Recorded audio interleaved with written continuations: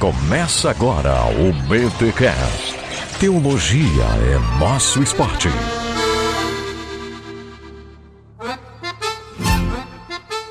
Muito bem. Começa mais um BTcast, o de número 289. Eu sou o Rodrigo Bibo e a praça é nossa.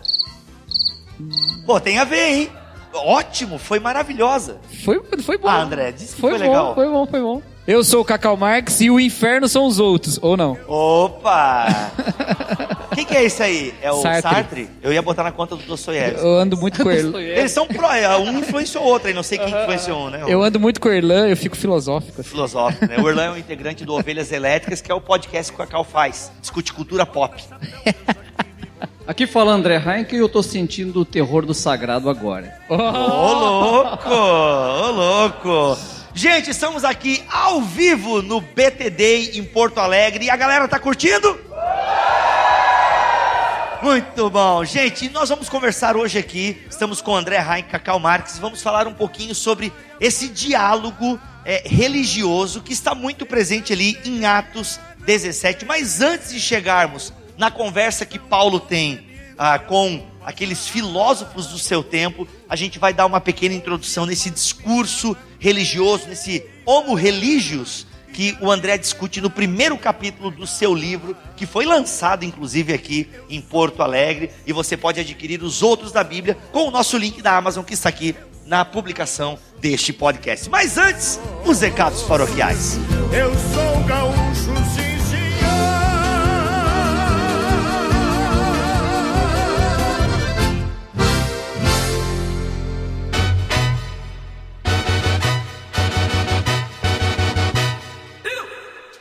Os recados paroquiais dessa semana, atenção São Paulo, atenção você que é de São Paulo, porque no dia 6 de maio, 6/5, nós teremos o lançamento do livro Os Outros da Bíblia, lá na Faculdade Teológica Batista de São Paulo. Eu acho que eu falei o nome certo da faculdade, mas é isso aí mesmo. Você que conhece aí a Faculdade Batista de São Paulo, você tá ligado onde fica, como é que é. Faculdade Teológica Batista de São Paulo. Eu acho que é a maior faculdade batista do Brasil, meu irmão. A maior faculdade teológica batista do Brasil. E a gente vai estar lá a partir das 19h30, no dia 6 de maio, ok? Estaremos fazendo o lançamento do livro Os Outros da Bíblia. Vai ter entrevista com o Daniel, vai ter BTcast gravado ao vivo. Vai ser quase um mini BT Day, tá bom? Galera, vai ser aberto ao público. Fica próximo ao metrô. Então assim, ó, aqui vai ter o link ou melhor, na descrição deste podcast e também nas nossas redes sociais, nós teremos o endereço, tudo certinho e tal, para você que não conhece muito bem São Paulo. Você que já sabe onde fica, se programe, porque no dia 6 de maio nós estaremos aí em São Paulo, fazendo o lançamento Os Outros da Bíblia. Os Outros da Bíblia. Se você já comprou o livro, cola com o livro lá para receber o seu autógrafo,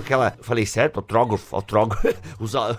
Ai. Pro Daniel dar aquela riscadinha lá também. Se você quiser, eu também ponho a minha impressão digital lá e tá tudo certo. Galera, anota aí. 6 de maio, às 19h30, lançamento dos Outros da Bíblia em São Paulo, na Faculdade Teológica Batista. Beleza? Esperamos vocês lá. E caso você queira comprar o livro, tem o link dele aqui na descrição deste podcast, tá bom? E olha só, este episódio que você vai ouvir, ele reflete um pouquinho também do conteúdo do livro. Eu tenho certeza que depois de ouvir esse episódio, você vai querer ter esse livro em mãos. E se você mora em São Paulo ou na Grande São Paulo, cola com a gente lá neste lançamento, porque vai ser muito legal ter vocês lá. Galera, é o seguinte, ei, vem cá. Só entre nós ouvintes aqui. Gente, a Thomas Nelson pode ouvir o que eu vou falar agora. Eu acho que eles não ouvem também, mas enfim, olha só, galera, é muito legal se vocês colarem lá. Tipo assim, se vocês comprarem o livro mesmo, porque assim, isso mostra, gente, a Thomas Nelson, ela não é uma instituição de caridade, vocês sabem disso. O livro teve um custo, eles apostaram no André, que não é um autor conhecido, o Bibotal, que é um podcast conhecido no mundo do podcast cristão, mas a gente precisa mostrar números. Tô aqui, abrindo o coração com vocês na moral aqui. Então assim, é muito importante para nós que vocês compareçam lá, que vocês façam um esforço e comprem o livro, pra gente fazer uma segunda tiragem. Por quê? Vocês confiam no trabalho do Bibotalk. Vocês confiam no tipo de teologia que a gente produz e reproduz. Então assim, se a gente faz uma moral com a editora, meu irmão, o que eu indicar pra editora, e vou dizer, já tem gente boa aqui dentro, né, da nossa equipe e tal, que tá com um projeto pronto, mas como é que eu vou apresentar para Thomas Nelson se eu apresentei o André e eles venderam 1000 livros? Não dá, tem que bater a tiragem, o livro tem que pagar as próprias contas e dar lucro pra editora, super normal, tá? Então assim, preciso muito da ajuda de vocês, que vocês peguem firmes. Você que é de São Paulo, cara, faz de tudo pra estar com a gente lá no dia 6 de maio. Ah, mas eu já tenho um compromisso. Mano, tenta desmarcar, se não for um almoço com a sua mãe, uma janta com a sua mãe e com a sua sogra, tá bom? Se é pedido de namoro, leva a menina lá pro evento e pede depois do evento, entendeu? Faz uma força. Ah, vai com a gente lá, mano. Dia 6 de maio, eu quero ver a galera ouvinte do Bibotalk em peso lá. 6 de maio de 2019, eu quero ver vocês por lá.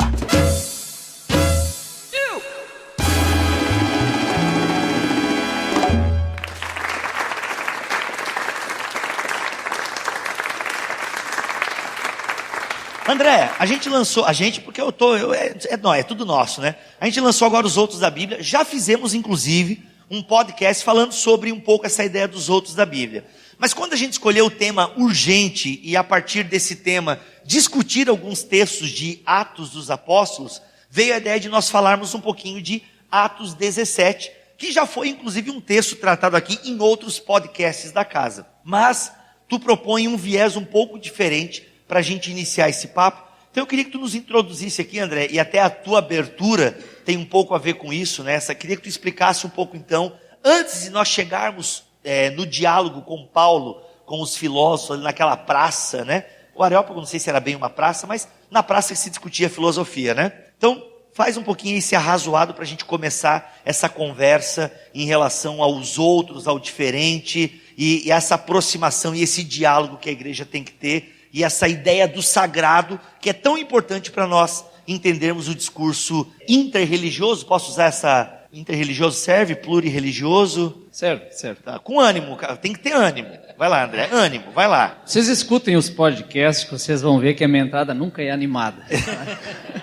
Não adianta. Bom, o que a gente vai trabalhar assim? Ó? Paulo, quando ele chega lá em Atenas, ele se depara com uma idolatria que deixa ele meio transtornado, assim, como um bom judeu, como um bom monoteísta, ele vê aquilo claramente como uma terrível idolatria. Só que ele, nesse processo de se deparar com essa idolatria, ele quer estabelecer uma ponte, um diálogo com esse pessoal para poder transmitir o evangelho para eles. Não há como você querer transmitir o evangelho para alguém sem estabelecer uma relação, um contato e, pelo menos, ter uma linguagem que torne ele acessível e que haja, de fato, uma troca de ideias ali. A gente não chega impondo uma ideia e dizendo, olha, essa é verdade, você vai para o inferno, se não crê nela, acabou. É preciso haver um entendimento para começar. Então, quando Paulo chega lá, ele parte justamente das percepções religiosas em relação ao sagrado que eles têm. A gente vai, acho que ler o texto depois, ele vai começar dizendo, olha, vejo que vocês todos são muito religiosos, né? Que vocês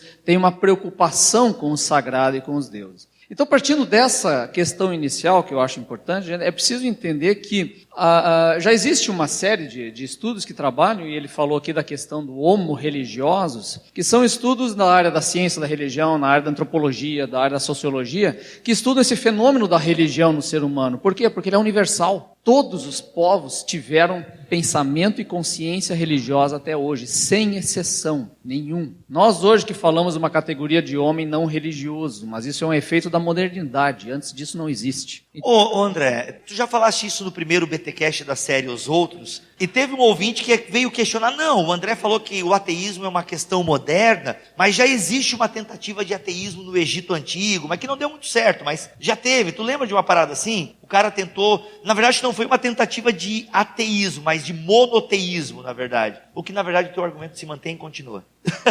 Entendeu? Porque na verdade não é ateísmo, na verdade ele tentou um monoteísmo, com Deus Ra lá. Não? Ou o cara viajou? Acho que você está confundindo, duas histórias. Eu estou confundindo?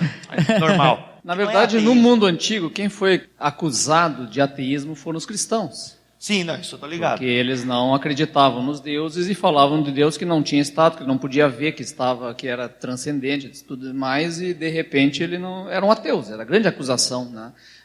Nos primeiros séculos ali, inclusive, há um mártir, né, que ele é acusado de ateísmo e ele para no meio do estádio e ele aponta: vocês são os ateus. E essa é uma... Até tem o Juliano foi um imperador? O Juliano apóstata, sim. O Juliano, ele até tem uma frase dele, que um livro da Thomas Nelson, inclusive, fala isso, do Bruce Shelley, Cristianismo, História do Cristianismo. Ele fala que ele cita uma frase do Juliano, que uma das características dos ateus, que no caso eram os cristãos da época, é que eles ajudavam até os romanos. E que esses ateus que ajudam até os nossos, ou seja, os cristãos ajudavam até os romanos. Agora, se você for lá no algum livro, alguma obra assim mais, né, partidária do lado mais cético e tal, se você pegar, por exemplo, o documentário do Stephen Hawking, na verdade apresentado pelo Stephen Hawking, não sei quem que produziu. Ele apresentava como? Ele que apresentava. Sério? Só a voz, né? Tem um documentário lá sobre ateísmo, sobre a história do ateísmo. Ele vai puxar assim desde a antiguidade. Só que é difícil você afirmar quando você não tem um substituto disso. Tem até um livro clássico da historiografia mais moderna, né, do Lucien Febvre, né, que fala do problema da descrença no século XVI, quer dizer, muito mais recente. E ele vai falar: olha, é meio difícil um cara ser um cara ateu, que está falando do Rabelais, né? Meio difícil um cara ser ateu no século XVI, quanto mais lá atrás. Mas investigações filosóficas, ou tentativa, até os céticos gregos, até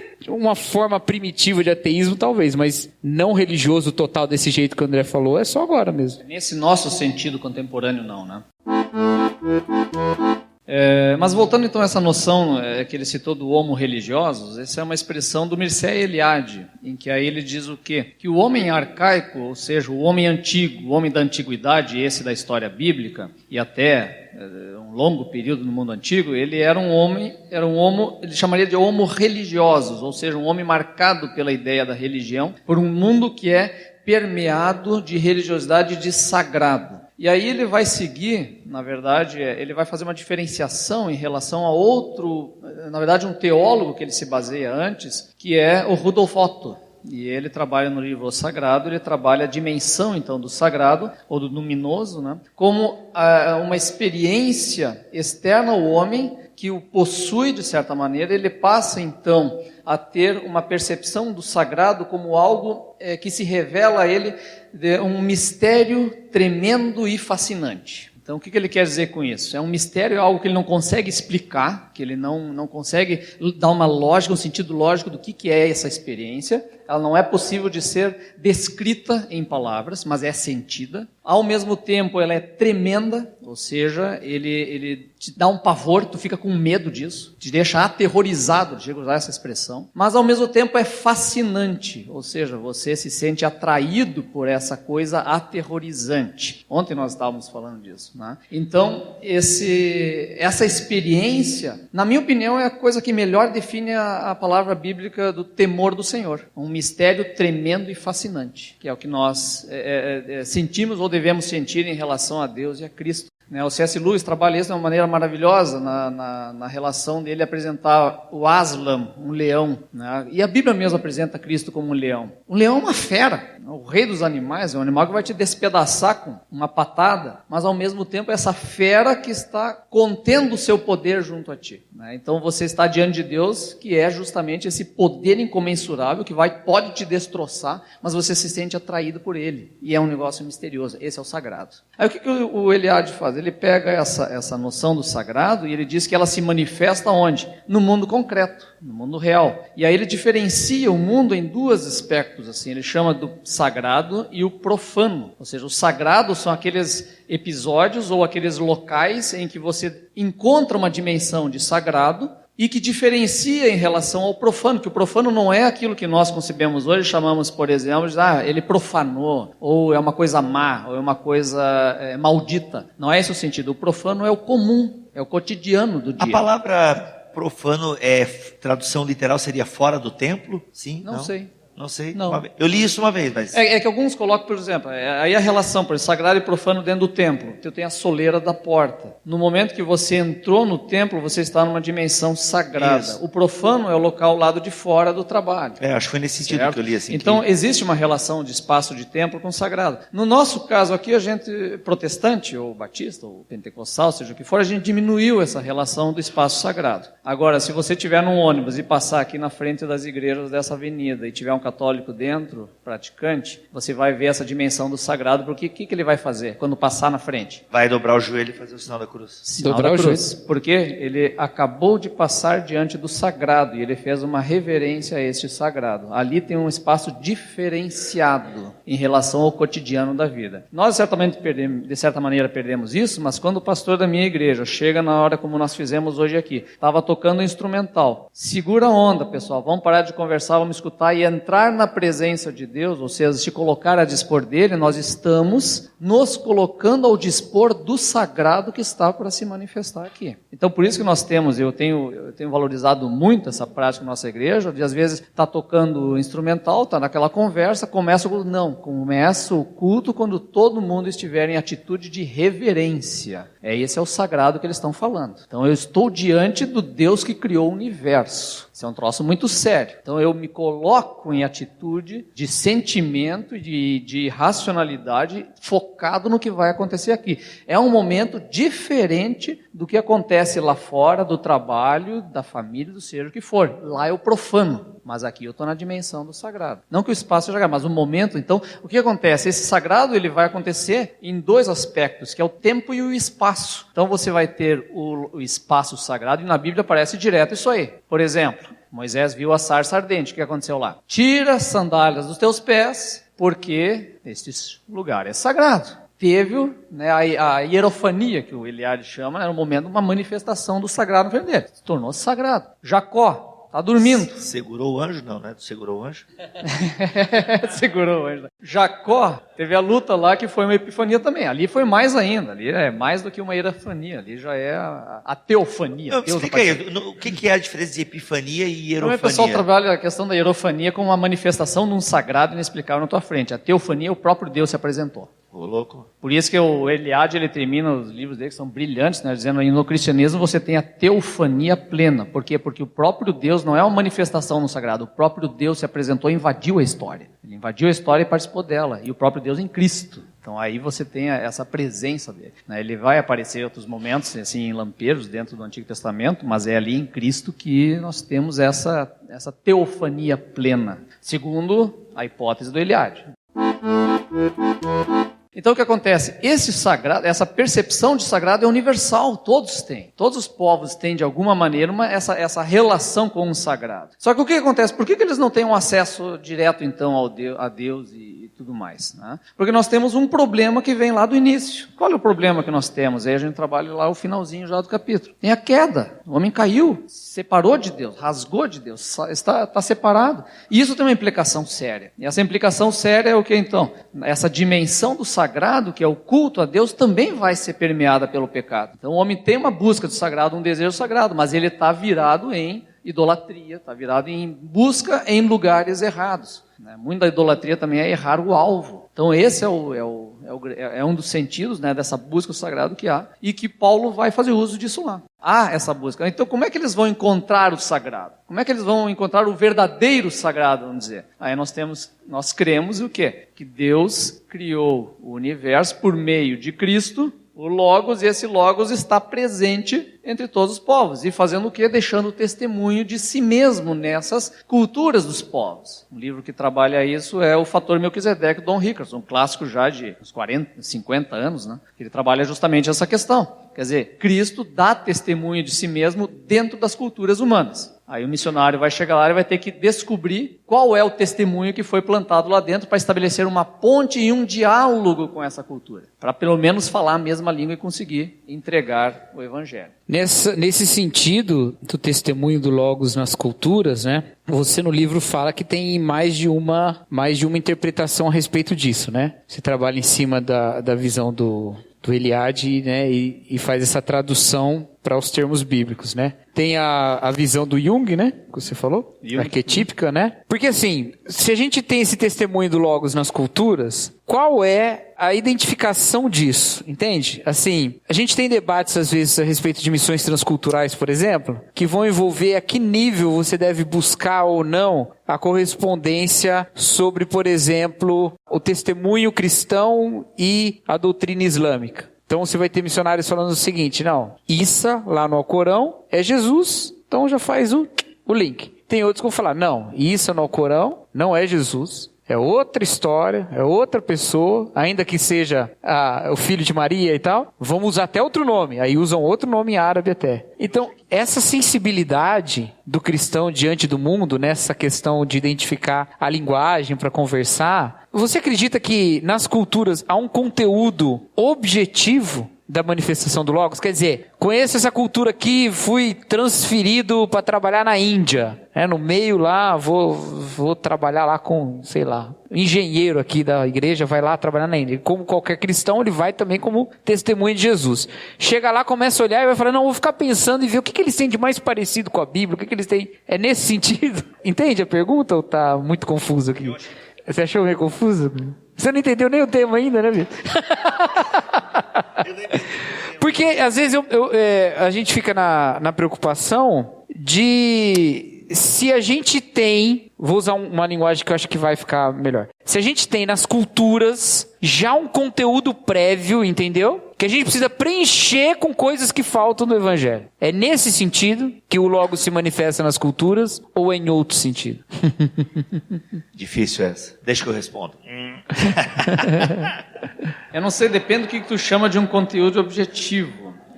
Eu não tenho essa experiência missionária dentro de uma cultura para dizer. Uma das coisas que a gente sabe, percebe pessoal, diz o seguinte, o camarada para chegar nesse nível ele tem que ter um conhecimento profundo da cultura, não é qualquer maneira. Para saber se ele não está cometendo um equívoco lá dentro. Por exemplo, quando os jesuítas chegaram ao Brasil, eles começaram a evangelizar os guaranis. E eles associaram o Deus da Bíblia com Tupã, de cara. Porque Tupã, até que descobriram que Tupã não serve, porque Tupã é um deus da tempestade, iradíssimo, muito, até parecido com o Baal da Bíblia. E com o Thor. E o Thor. Aí ficou complicado. Então eles tiveram que sair para outros caminhos para lidar com os guaranis. Né? O próprio Rickerson, ele trabalha lá duas experiências dele em livros muito interessantes, que é o Totem da Paz e Senhores da Terra. O gancho, o Totem da Paz é um livro fantástico, assim, que ele vai evangelizar tribos de canibais, etc. E os caras, e aí de repente ele descobre nessa cultura, já vou dar o spoiler do final, ele descobre nessa cultura, contando a história de Jesus, etc. E ele descobre que nessa cultura a figura do Judas, o traidor, é o grande herói deles. Porque eles têm, na cultura deles, um elemento de uma traição, que é o quê? Era cevar a amizade para a matança. Ou seja, eles faziam amizade com alguém de outra tribo, até ganhar toda a confiança desse cara. E um dia trazia ele para uma janta na casa, e quando via a tribo, esperava ele para devorar o cara. Esse era o grande ápice da habilidade de alguém em relação à cultura. E aí, quando ele descobriu isso, ele ficou horrorizado. Ele disse, será que eu encontrei uma cultura que é incapaz de entender o evangelho porque o traidor é o herói? Esse é o ponto. Por que eu quero dizer isso, a subjetividade? Mais adiante, ele vai descobrir o quê? Um ritual que aparece, que eles chamam do Totem da Paz. O Totem da Paz é quando duas tribos vão fazer um acordo de paz, e aí eles trocam 2 bebês. E a família que adota o bebê, ela tem o filho da outra família na outra tribo. E esse bebê se chama o Totem da Paz. Enquanto essa pessoa estiver viva naquela tribo, a paz entre as duas permanece. Se ele morrer, acaba a paz e começa a guerra de novo. Leia um livro, é fantástico. E aí, o que ele descobriu? Aí ele conversando com eles e tal, e aí tinha um menino que era o totem da tribo. Ele disse, mas e se os pessoal lá da outra tribo pegarem ele e fizerem essa coisa da traição que vocês falam? Mas essa não é a tribo canibal, né? Sim. Como é que ele conversou com os caras? Não, eles não Uma comem tribo todo canibal mundo. não come todo mundo, cara. Vocês estavam com essa dúvida também. Não é só eu, não. Cara, nenhuma tribo canibal come para se alimentar. É só os guerreiros, é um ritual de apropriação de força e poder, Entendi. não Então, é de missionário é bom que seja alimentação. magrinho, sem Mas olha, muita esses rapazes não nutrição. estudam antropologia. Não. Entendi, vai lá. Então o que acontece? Eles disseram, não pode. Por quê? Porque o totem da paz, ele é absurdamente sagrado e a maior abominação que existe é você trair o totem da paz. E aí ele instalou. O que acontece? Jesus é o totem da paz de Deus com os homens. E aí veio o totem da paz, e aí o que aconteceu? Judas traiu o totem da paz. Ele não é mais o herói. Ô, louco. Entende? Então o que quer dizer? Forçou. Forçou? Ele encontrou na cultura uma maneira de entender a importância do que Cristo, do que Deus fez. Na cultura. E aí eu acho que tem a ver com isso aqui. A gente não precisa procurar o nome certo não sei do que. Você não vai ter ali a ortodoxia completa, mas tem a ponte do diálogo, para pelo menos o cara entender do que nós estamos falando. Para usar uma tradução, um ponto, algo que seja compreensível, mas comova também, né? De certa forma, né? Ele tem uma relação profunda, porque o que Deus fez nessa experiência cultural deles? Ele deixou um testemunho de si mesmo que é existencial, é profundo para eles. Agora, como é que a gente vai dialogar se a gente acha que o cara é um pagão, um burro, idiota, que não compreende nada e que está cego pela idolatria? Não tem ponto de contato.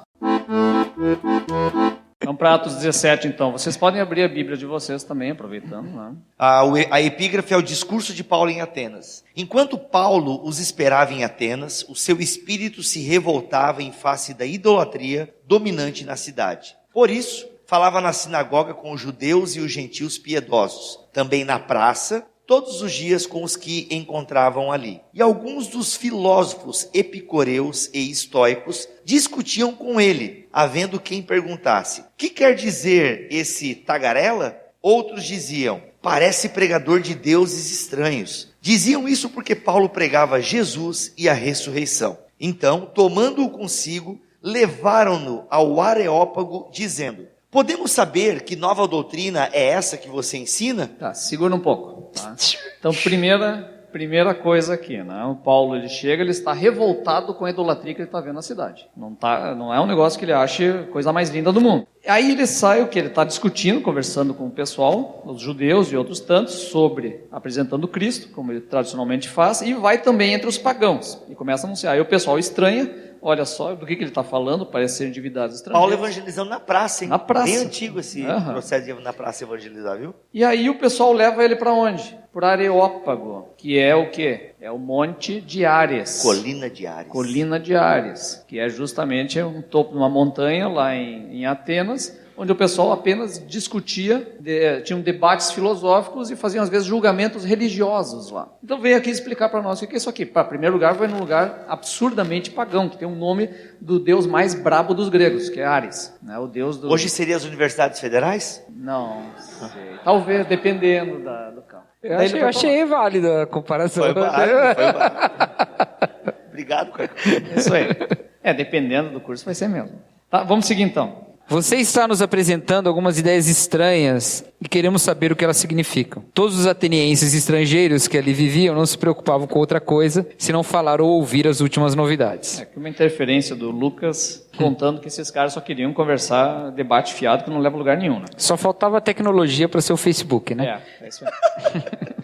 22. Então Paulo levantou-se na reunião do Areópago e disse: atenienses, vejo que em todos os aspectos vocês são muito religiosos, pois, andando pela cidade, observei cuidadosamente seus objetos de culto, e encontrei até um altar com esta inscrição: ao Deus desconhecido. Ora, o que vocês adoram, apesar de não conhecerem, eu lhes anuncio. Olha só. Então, naquele lugar que ele estava todo revoltado com a idolatria, ele achou um ponto de contato. E ainda elogiou os caras. Na minha tradução tem senhores atenienses. Senhores atenienses, olhem só, eu vejo que vocês são muito religiosos, né? São pessoas preocupadas com o sagrado e tudo mais. E, por isso, eu encontrei no meio disso aqui, de toda essa devoção de vocês, este altar ao Deus desconhecido. Se vocês pegam um livro do Don Rickerson, ele pega justamente esse ponto aqui, que ele diz que o Paulo não está chutando no escuro. Essa é a tese dele. E quando ele fala ao Deus desconhecido, ele sabe de onde veio esse altar. E na tese dele, ele diz que vem de uma experiência do filósofo Epimênides, 6 séculos antes dele, e que teve uma praga em Atenas e tal, e ele veio e disse, olha, tem um Deus aí que está sendo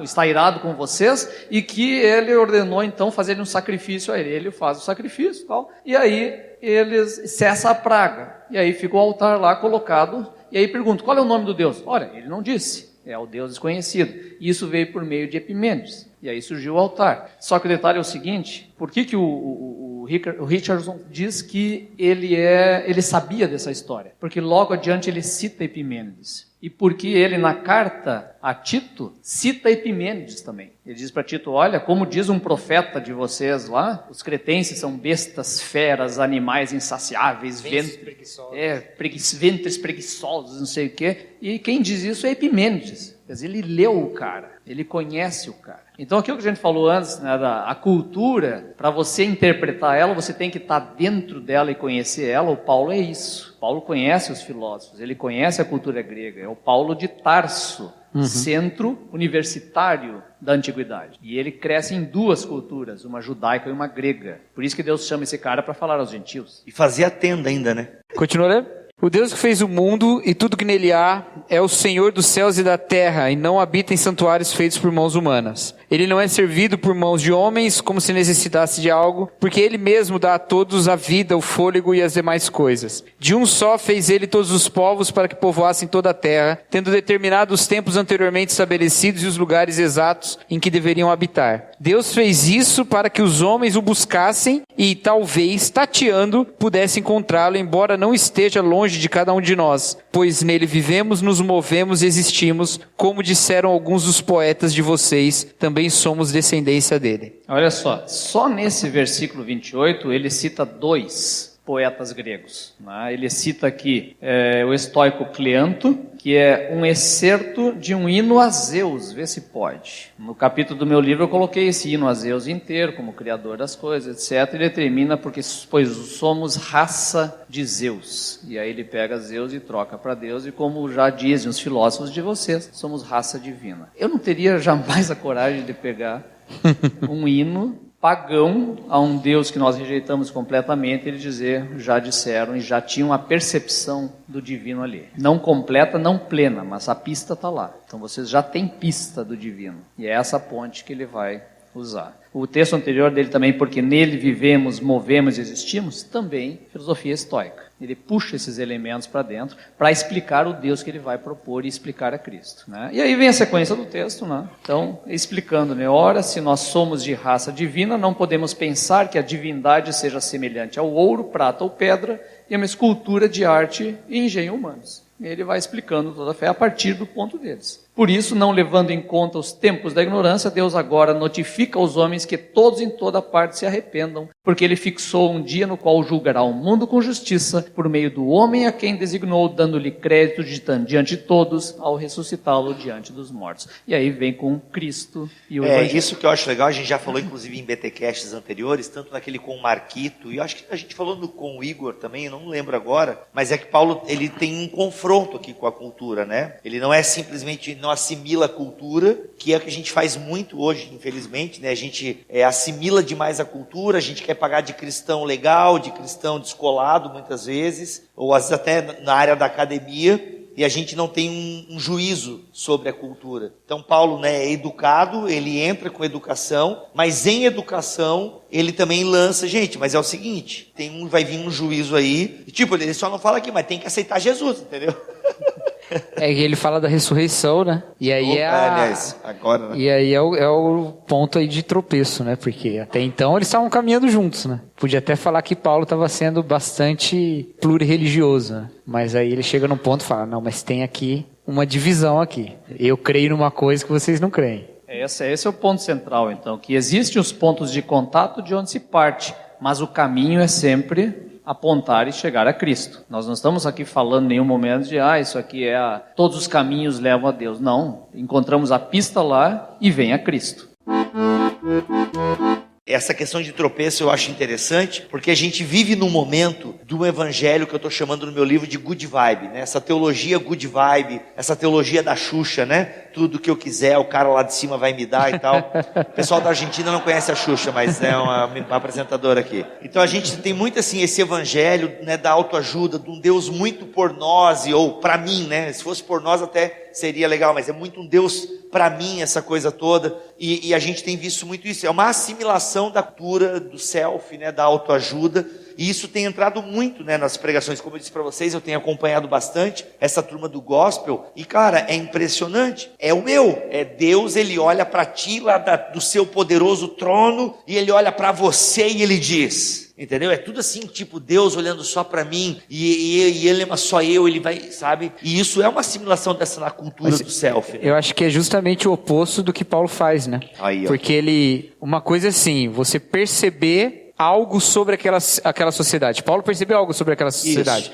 Ele não está só elogiando para usar de isca. Ele está percebendo que eles são religiosos mesmo. Eles tinham um debate sobre religião, ainda que as visões sobre religião variavam muito de acordo com a linha filosófica, né? Mas eles tinham alguns debates sobre isso. Então ele sabe disso. Então ele vê como que ele vai usar o gancho, né? E vai puxar e vai mostrar o que é do evangelho que ressoa naquelas ausências que aquela pessoa tem. E não o contrário, pegar o evangelho, dar uma arrumada nele para encaixar nos espaços que aquela doutrina tem. Ele não está fazendo isso, está fazendo o contrário. O evangelho das lacunas. É igual uma coisa que eu tenho... Já que você citou o Dostoiévski atrás lá, ou falou o nome dele, aquela frase que a gente vive mencionando dele, do Pascal, e falaram quase a mesma frase, os dois, né? Que o homem tem um buraco no coração do tamanho de Deus. É lindo isso, eu já usei. Só que, cara, eu acho bem problemática essa frase, porque Deus não existe para preencher o buraco do seu coração. Não é assim, você só precisa de Deus, você tem tudo o resto, só falta Deus. Não é isso. Deus quer quebrar você e refazer você ao redor dele, entendeu? Te dá um formato novo, não é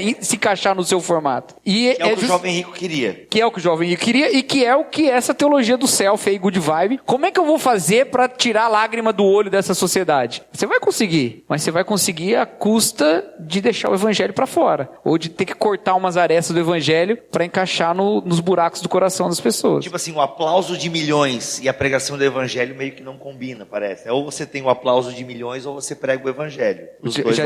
Já disse o Calbart, né? O falso profeta é o pastor que agrada a todo mundo, né? Eita, Calbart.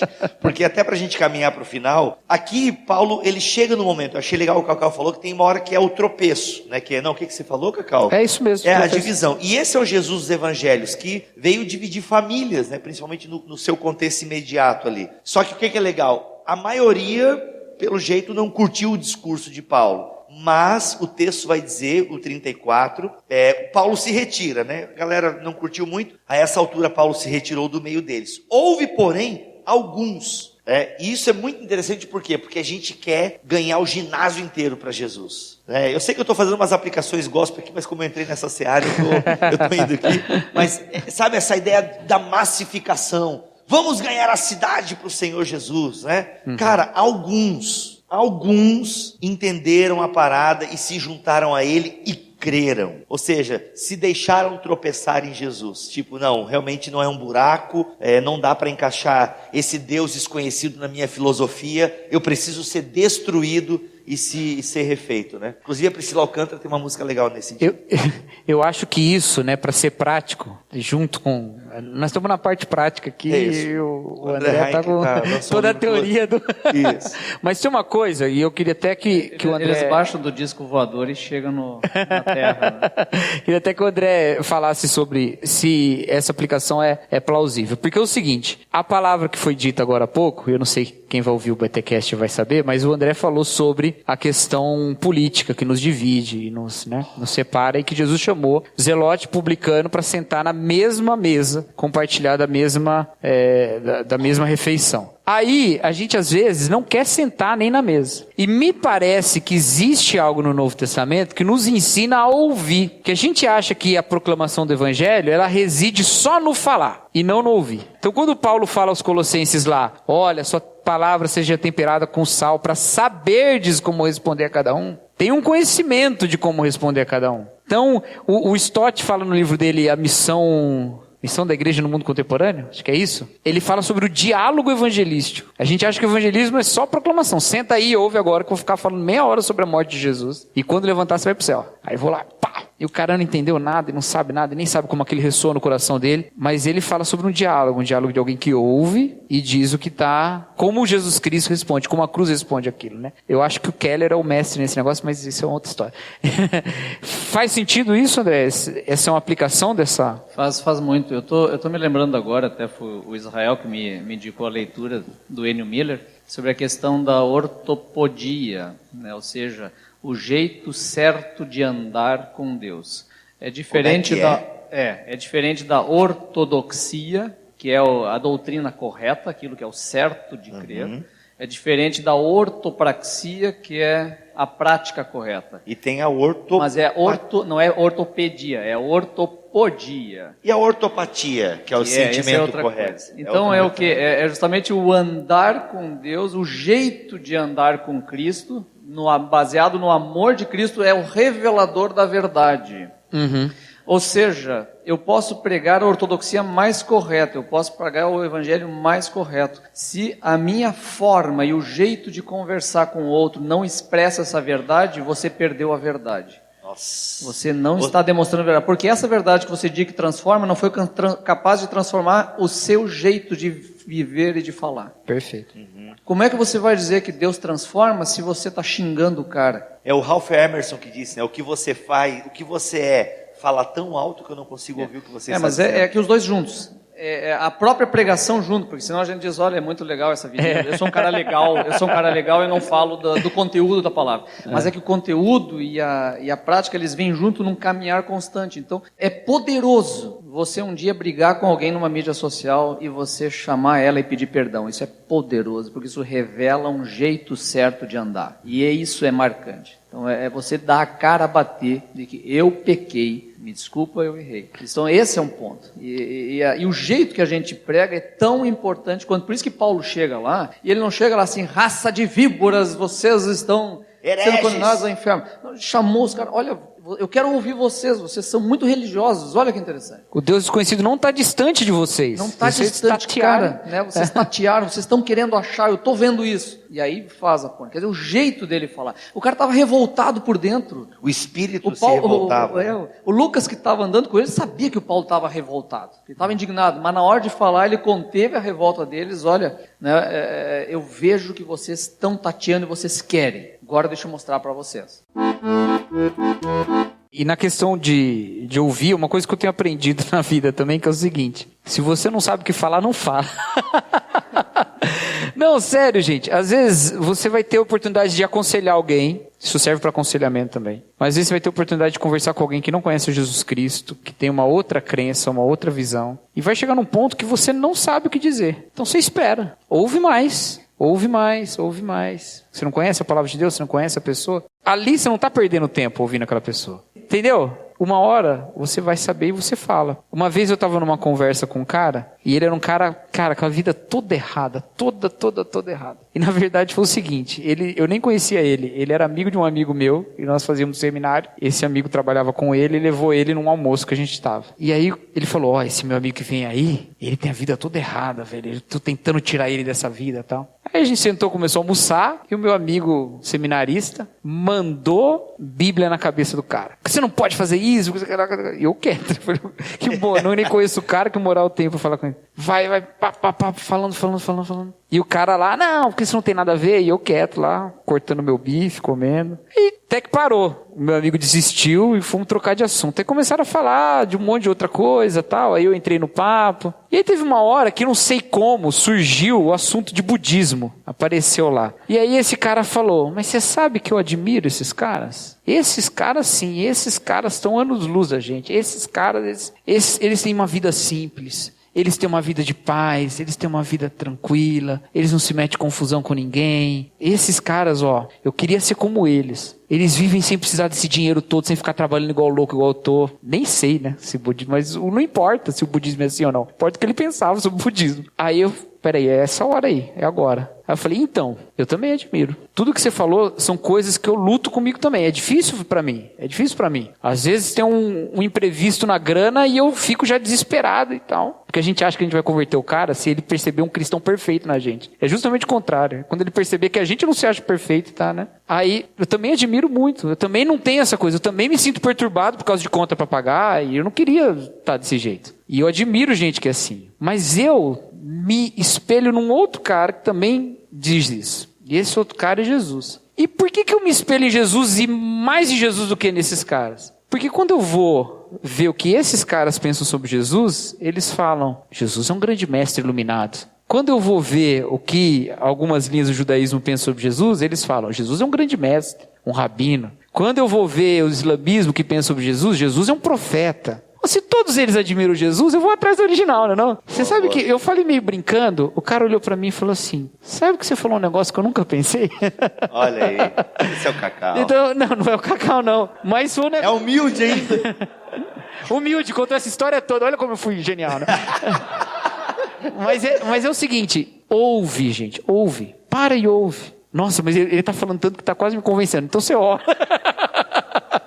Mas ouve, você está numa conversa, aquilo ali na sua frente é uma pessoa amada por Deus. Não importa o tanto de pensamento distorcido que tem na cabeça dela, Deus ainda ama e Ele conhece muito mais pensamento que você, viu? Então ouve e pensa, como é que eu posso alcançar o coração? Agora a gente está num ambiente, que é o ambiente da internet, a gente está sempre falando de internet, porque a gente sabe que a internet é uma grande parte da nossa vida, né? Então não pode também deixar de falar não. No ambiente da internet, ninguém é ninguém, todo mundo é só perfil. E o que é perfil? Perfil é um conjunto de ideias. Quando você entra lá na internet e posta um negócio, você não está postando que você está defendendo aquela causa, você está postando que você está construindo um personagem sobre aquilo que você está escrevendo. É ou não é? Então você foi lá e escreveu lá, fala uma coisa aí, uma hashtag aí. Hashtag BTD e Poa. Não, uma hashtag assim... Né? Lula livre.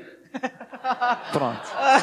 Pode ser. Tá bom, aniversário do Batman. Você não acha que você vai libertar o Lula botando o hashtag Lula livre? Você está marcando um traço de identidade, não é? Você está marcando um traço de identidade. E você faz isso com qualquer coisa. Bota lá o nome do candidato que você vai votar, ou bota alguma causa que você defende, bota lá, salve os animais. Doe sangue, mas nunca doa. Doe sangue. Você está marcando uma coisa. Você quer que as pessoas saibam aquilo sobre você. Sendo verdade ou não, você realmente não importa. Você quer que aquilo seja uma marca sobre a sua vida. Mas o que acontece? Tudo que a pessoa sabe sobre você são suas opiniões e suas bandeiras. E tudo que você sabe sobre a pessoa são as opiniões e as bandeiras dela. Você não sentou na mesa para comer com ela. Você não foi até a cidade dela e olhou os ídolos que ela tem. Você não viu nada disso. Você só conhece a opinião dela. E ela é só opinião para você. É por isso que você amava aquele seu amigo de infância e hoje odeia porque ele virou um bolsominion ou um petralha. Porque agora ele só é isso. Ele não é mais nada. Não é uma pessoa que você encontra todo dia na rua. Ele é só uma opinião. E quando você odeia uma opinião, você odeia junto com a opinião uma pessoa. E a gente está absolutamente indisposto a sentar com as pessoas para ouvir e descobrir quem elas são. E eu tenho visto, eu não quero citar, não. Eu encontrei com uma pessoa muito famosa, que tem uma opinião bem firme sobre algumas coisas. Tomei um café maravilhoso com essa pessoa, foi muito gostoso. Eu sei quem é. 2 semanas depois, eu estava com outra pessoa, também bastante famosa, e que tem opiniões completamente contrárias. E eu estava tomando café com essa pessoa. E essa segunda pessoa, a primeira coisa que ela falou quando me encontrou foi assim, que foto foi aquela? Mas se você senta na mesa com a pessoa, se você conversa, se você come do pão, se você anda junto, se você sabe o que é que faz ela chorar, o que ela faz ela sorrir, você está num outro nível de conhecimento da pessoa. Não existe essa apologética Facebook, isso não é bíblico. Esse negócio que é só opinião e não tem gente, isso não é bíblico. Gente, ninguém nunca foi convertido porque os seus argumentos foram estraçalhados em praça pública. Nunca antes na história deste país. Nunca. Você nunca pegou assim um cara que acredita em astrologia e provou pra ele por A mais B que os astros não estão tudo na posição errada e que ele está acreditando tudo errado, falou, nossa, verdadeiramente Jesus me salvou. Nunca isso aconteceu. É igual discutir com o pessoal da Terra plana, não adianta. Nunca aconteceu. Se não tem envolvimento de pessoas, se não tem você percebendo o que é que move o coração daquela pessoa, como o Paulo faz aqui, de entender aquelas pessoas, e tá lá, cara. Se não acontece isso, você não vai refletir o que a mensagem de Deus fez com você, ortopodia, gostei desse negócio, ortopodia, e não vai também passar para frente. Muito bom, muito bom. Gente, é isso aí, faz o apelo, Cacau, que a galera vem agora. Se você quer se arrepender das suas postagens... Não, brincadeira. Mas é verdade mesmo, se fizer apelo, vem. Eu já tô ali, né? Já tô ali. Gente, muito bom. Foi isso então. André, alguma palavra final? Não, eu não quero estragar isso aí. Não quer, né? Muito bom, muito bom. É isso então, gente. Eu sou o Rodrigo Bibo, vou ficando por aqui. Teologia é o nosso esporte. Aqui fala André Heinck, eu só tenho a dizer muito obrigado. E compre meu livro na Amazon. Aqui é Calbart! Meu Deus! Eu já falei... Subiu a cabeça agora. Eu ia falar Cal. Eu ia falar Cal. Cal. Ai. Aqui é Cacau Marx e pessoas são mais que perfis. Muito bom. Já que tá nessa vibe boa, Cacau, despede-nos com uma benção aí, por favor. Então vai, eu sempre fecho o olho quando eu dou a benção, viu? Eu também. Eu faço Você vai assim. Mas eu largo o celular, que geralmente eu gravo o podcast olhando no Instagram, né? Mas aí na hora da benção eu paro de olhar no celular. Então tá bom. Então que a graça do nosso Senhor Jesus Cristo, o amor de Deus o Pai, a comunhão e a consolação do Espírito estejam com todos aqui. Amém. Amém. Minha galera, gostou? Tudo bom? Muito bom.